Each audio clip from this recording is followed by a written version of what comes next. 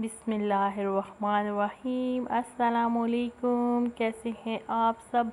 आज हम बनाएंगे बच्चों के लिए ख़ास तौर पर मिल्क शेक बनाने के लिए 4 मगज़, 1 खाने का चम्मच लिया मैंने, शुगर ली। आप अपने टेस्ट के हिसाब से शुगर शामिल कर सकते हैं। बादाम लिए और पिस्ता लिया गार्निश करने के लिए। चॉकलेट ली मैंने, आड़ू, सेब और मिल्क पैक लिया। ये शेक इसलिए बना रही हूँ कि बच्चे बहुत शौक़ से इसको पिएंगे।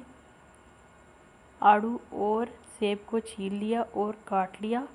सबसे पहले आड़ू शामिल करेंगे, सेब शामिल किया, चॉकलेट शामिल की, 4 मगज़,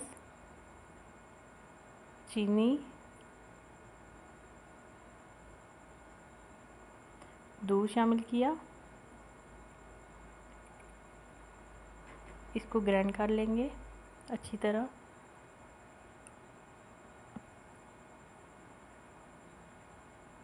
अब इसमें